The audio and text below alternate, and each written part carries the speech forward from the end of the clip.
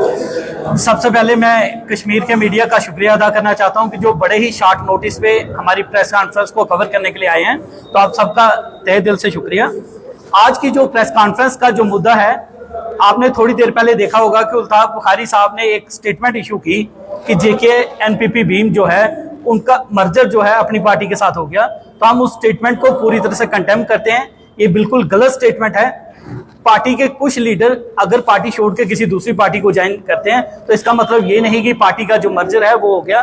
Panthers party Bhim पहले भी अपना काम कर रही थी, अब भी अपना काम कर रही है, और पैंथर्स पार्टी भीम का किसी भी पार्टी के साथ मर्जर नहीं हुआ है। हम पूरी तरह से इंडिपेंडेंटली अपना काम कर रहे हैं। दूसरा, प्रोफेसर भीम सिंह ने इस पार्टी का गठन किया था हक और इंसाफ की लड़ाई के लिए। आज वो हमारे बीच में नहीं है, लेकिन हम आपको ये बताना चाहते हैं जो हक और इंसाफ की लड़ाई की आवाज उन्होंने उठाई थी, उस आवाज को हम जारी रखेंगे, उस लड़ाई को हम जारी रखेंगे। जो गरीब की आवाज उठाने वाली पार्टी है वो पैंथर्स पार्टी पहले भी थी, पैंथर्स पार्टी भीम आगे भी रहेगी। हम आपको बताना चाहते हैं जितनी भी सरमायादार पार्टी हैं, चाहे वो बीजेपी है चाहे वो अपनी पार्टी है, कोई भी सरमायादारों की पार्टी ये नहीं चाहती कि गरीब की आवाज उठाने वाली पार्टी जो है वो काम करे। हमारी पार्टी को जम्मू में तोड़ने की कोशिश बीजेपी में ने की, और इधर जो है उनकी बी टीम जो अपनी पार्टी है उन्होंने तोड़ने की कोशिश की। लेकिन हम साफ तौर पे कह देना चाहते हैं सभी सरमायादार पार्टियों से कि गरीब की आवाज को आप बंद नहीं कर पाएंगे। प्रोफेसर भीम सिंह जी चाहे चले गए हैं, लेकिन उनकी इंस्पिरेशन, उनकी सोच, जिस सोच के साथ वो चले थे उस सोच के साथ हम आगे चलते रहेंगे। हर मजलूम की आवाज हम उठाएंगे।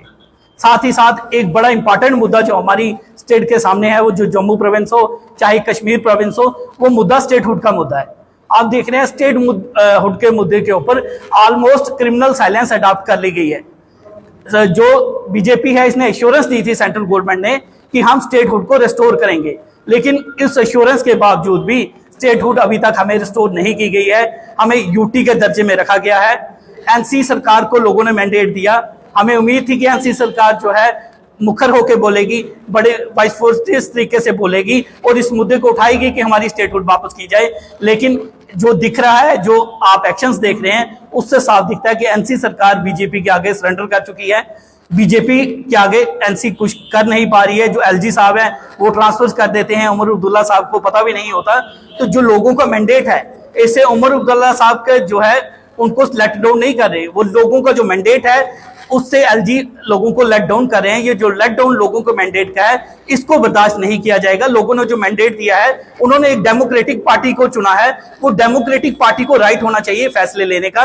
इसमें एलजी की इंटरफेरेंस जो है वो कम से कम होनी चाहिए। वो मैंडेट चाहे हमारी पार्टी को हो, चाहे एनसी को हो, चाहे किसी भी पार्टी को, वो मैंडेट लोगों का मैंडेट है और उस मैंडेट की रिस्पेक्ट की जानी चाहिए। लेकिन आज के दौर में आप देख रहे हैं इतनी विफल हो चुकी है। एक तरफ से ये कहते हैं कि हम अपॉइंटमेंट्स करेंगे, लेकिन एक बड़ी इंपॉर्टेंट पोस्ट एक स्टेट या यूटी के अंदर होती है, वो है एडवोकेट जनरल। 9 महीने इस सरकार को बने हो गए हैं और 9 महीने में ये सरकार एडवोकेट जनरल तक अपॉइंट नहीं कर पाई, क्योंकि बीजेपी से इनको अप्रूवल लेना है। लगता है जिसको एनसी गवर्नमेंट एडवोकेट जनरल बनाना चाहती है उसको बीजेपी अप्रूवल नहीं दे रही, और जो बीजेपी बनाना चाहती है उसको एनसी अप्रूवल नहीं दे रही, जिस वजह से हमारी जो यूटी है पिछले 9 महीने से बिना एडवोकेट जनरल के है। और साथ ही साथ अभी तक हमने एक आरटीए लगाई थी, उसमें से ये पूछा कि हमारी जेएंडके की कैपिटल कौन सी है, तो ये सरकार ये भी नहीं बता पा रही कि हमारी जेएंडके की कैपिटल कौन सी है। तो जो एलजी और स्टेट गवर्नमेंट, यूटी गवर्नमेंट है, इसके बीच की लड़ाई में जो है गरीब आदमी पिस रहा है। गरीब के साथ जो करप्शन जो थी पहले जैसे थी रेवेन्यू डिपार्टमेंट में, पुलिस डिपार्टमेंट में, किसी भी डिपार्टमेंट में, गरीब उसी तरह से जो है पिस्ता चला रहा है। तो हम ये कहना चाहते हैं कि गरीब की लड़ाई, हक इंसाफ की जो लड़ाई प्रोफेसर भीम सिंह जी ने शुरू की थी, हम उस लड़ाई को जारी रखेंगे। जहां जहां जिसके साथ नाइंसाफी होती है, बिना धर्म, बिना रीजन, बिना रिलीजन जाने हम उनकी लड़ाई लड़ने के लिए तैयार हैं। आप लोग हमारा साथ देते हैं तो हम हक इंसाफ की लड़ाई को, गरीब की लड़ाई को पाए तकमील तक पहुंचाएंगे। और आप सबसे यही डिमांड करते हैं कि फिर से जो हमारी स्टेटहुड है, हम रिक्वेस्ट करते हैं सेंटर से भी जल्द से जल्द हमारी स्टेटहुड को रिस्टोर किया जाए। साथ ही साथ एक मुद्दा हमारे सामने आया है, जो प्रेस क्लब का मुद्दा आया। प्रेस क्लब, जिसको प्रेस को हम कहते हैं फोर्थ पिलर ऑफ डेमोक्रेसी, और फोर्थ पिलर ऑफ डेमोक्रेसी को श्रीनगर के अंदर आपने एक बिल्डिंग अलॉट की, और बिल्डिंग अलॉट करने के बावजूद आपने वो बिल्डिंग उनसे ले ली। आज किराए के जगह पे हमारी जो प्रेस क्लब कश्मीर का है उनको किराए की बिल्डिंग से ऑपरेट करना पड़ रहा है, तो ये सरासर गलत है। ये डेमोक्रेसी का एक किस्म से मर्डर है, क्योंकि फोर्थ पिलर ऑफ डेमोक्रेसी को अगर आप प्रॉपर्ली अकोमोडेट नहीं करते हैं तो आप डेमोक्रेसी के बिलीव नहीं करते, आप डेमोक्रेसी के खिलाफ खिलवाड़ करें। देखिए देखिए पार्टीज ऐसी होती हैं, पार्टीज में लीडर्स का आना जाना लगा रहता है। आप देख रहे हैं एक जमाने में जो कांग्रेस के साथ चलते थे वो सारे बीजेपी के साथ चले गए। तो पार्टीज लोग चेंज करते रहते हैं, पार्टी आइडियोलॉजी होती है, पार्टी कोई लोग नहीं है, कोई शरीर पार्टी नहीं होती। जो आइडियोलॉजी है वो पार्टी है। आइडियोलॉजी प्रोफेसर भीम सिंह की है, हक और इंसाफ के साथ के लिए लड़ाई लड़ना, मजलूम की आवाज को उठाना, उस आइडियोलॉजी के साथ हम चल रहे हैं। कुछ लोग गए हैं तो कुछ लोग नए भी आए हैं हमारे साथ, तो नए लोग आएंगे, नए लोग पुराने लोगों को रिप्लेस करेंगे, लेकिन जो पार्टी की आइडियोलॉजी है आइडियोलॉजी वही रहेगी। जो प्रोफेसर साहब की आइडियोलॉजी थी उसी आइडियोलॉजी पे हम लोग काम करेंगे।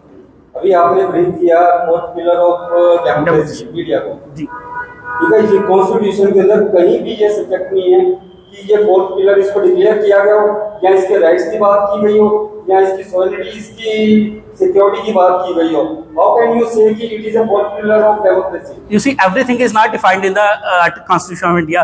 कॉन्स्टिट्यूशन ऑफ इंडिया की अगर आप एक लाइन पढ़ें, जो आर्टिकल 21 है, ये सबसे छोटा आर्टिकल है, आर्टिकल 21 जो है राइट टू लाइफ। इस आर्टिकल को अगर आप डिफाइन करते जाएं तो सुप्रीम कोर्ट ने न्यूमरस जजमेंट्स इसके ऊपर दिए हैं।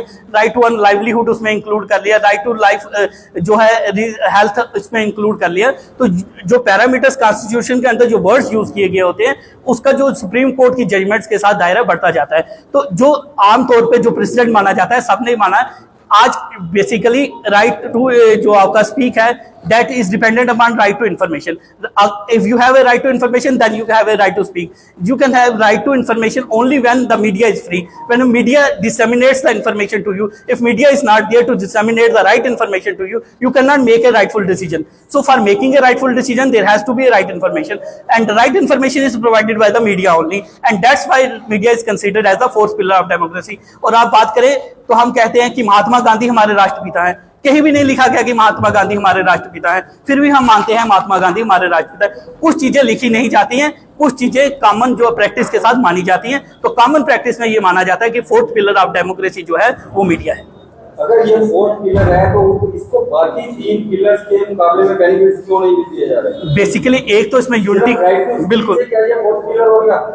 फोर्थ पिलर जो इसको बनना है, इसको जो पावर देना जरूरी है, लेकिन हमने अक्सर देखा है कि सरकारों को जब भी हिलाया है वो मीडिया ने हिलाया है। अगर मीडिया ने उनकी ऐसी ऐसी खबरें छापी हैं कि सरकारें जो गिर गई मीडिया की वजह से, अब जो मीडिया ये फोर्थ पिलर ऑफ डेमोक्रेसी है, ये जो सेकंड पिलर ऑफ डेमोक्रेसी जो एग्जीक्यूटिव है उसके साथ टक्कर में रहता है, जिसकी वजह से एग्जीक्यूटिव इसको वो सहूलतें नहीं देता, वो प्रिविलेजेस नहीं देता जो इसको दी जानी चाहिए, क्योंकि इसका टकराव हमेशा एग्जीक्यूटिव से रहा है। और एग्जीक्यूटिव जो एक बड़ा स्ट्रांग पिलर ऑफ डेमोक्रेसी है वो हमेशा मीडिया के खिलाफ रहा है, क्योंकि मीडिया ने उसकी कमजोरियां उजागर की हैं, उसकी कमियां उजागर की हैं, उसके घोटाले उजागर किए हैं, जिस वजह से मीडिया को सफर करना पड़ता है।